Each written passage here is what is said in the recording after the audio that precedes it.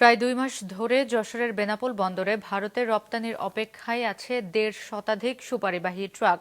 ভারতীয় প্রশাসনিক জটিলতায় আটকে থাকা এসব ট্রাক বাবদ প্রতিদিন রপ্তানিকারকদের গুনতে হচ্ছে ৩ লক্ষাধিক টাকা। যশোর জেলা রিপোর্টার রাহুল রায়ের পাঠানো তথ্য ছবি নিয়ে ডেস্ক রিপোর্ট। বেনাপোল বন্দর দিয়ে ভারতে যেসব পণ্য রপ্তানি হয় তার মধ্যে উল্লেখযোগ্য হল সুপারি। গুণগত মান ভালো হওয়ায় পার্শ্ববর্তী দেশ ভারতে বেশ চাহিদা রয়েছে সুপারির। বছরে প্রায় ৭০০ কোটি টাকার সুপারি রপ্তানি হয় ভারতে, যার বেশিরভাগ যায় বেনাপোল বন্দর দিয়ে। সেখান থেকে সুপারির মান পরীক্ষার জন্য পাঠানো হয় দিল্লিতে। এ কাজে ধীরগতি সহ নানান সমস্যার কারণে প্রায় ২ মাস ধরে ভারতে প্রবেশের অপেক্ষায় বেনাপোল বন্দরে দাঁড়িয়ে আছে ১.৫ শতাধিক সুপারি ট্রাক। গাড়ি এক্সপোর্ট হওয়ার পরে ইন্ডিয়ান সীমান্তে ওরা ওইটা টেস্টের জন্য দিল্লিতে পাঠায়।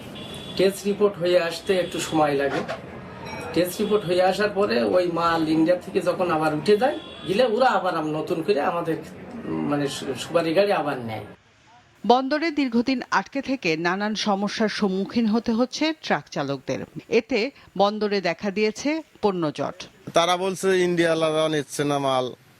এখন সমস্যা ইন্ডিয়ালারা না চাইলে তো তারা মাল দিতে পারে না। কি কারণে নিচ্ছে না সেটা আমাদের সিএনএফ বলতে পারবে, বা ইন্ডিয়ার সাথে যোগাযোগ করে কিভাবে নেওয়া যায়। তারা তো আশ্বাস দিচ্ছে নিবে।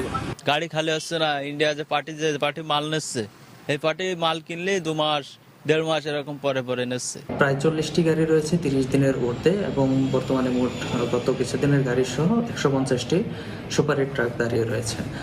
কাগজপত্র বিভিন্ন সমস্যা অথবা পরীক্ষায়নের কারণে সুপারি গাড়িগুলো আটকে থাকতে পারে আমাদের ধারণা। বন্দরের উদ্ভিদ সংঘ নিরোধ কেন্দ্রের উপপরিচালক জানান, সুপারি রপ্তানির জন্য আবেদন করা মাত্র অনুমতি প্রদানের ব্যবস্থা নেওয়া হয়। তো বর্তমানে সুপারিটাই বেশি রপ্তানি হয়। কোনো রপ্তানিকারক যদি কোনো পণ্য রপ্তানি করতে চায় এবং তার জন্য যদি আবেদন করে, আমরা কিন্তু সাথে সাথে ব্যবস্থা নিচ্ছি এবং এখানে কোনো পেন্ডিং কার্যক্রমও কিন্তু নাই। ২০২৪-২৫ অর্থ বছরে বাংলাদেশ থেকে ভারতে সুপারি রপ্তানির পরিমাণ দাঁড়িয়েছে ৫৩.৬ মিলিয়ন মার্কিন ডলার। আগের অর্থ বছর ২০২৩-২৪-এ এই পরিমাণ ছিল মাত্র ১৩.২৯ মিলিয়ন ডলার। এক বছরের ব্যবধানে রপ্তানি বেড়েছে প্রায় ৪ গুণ। মাছরাঙা, নিউজ ডেস্ক।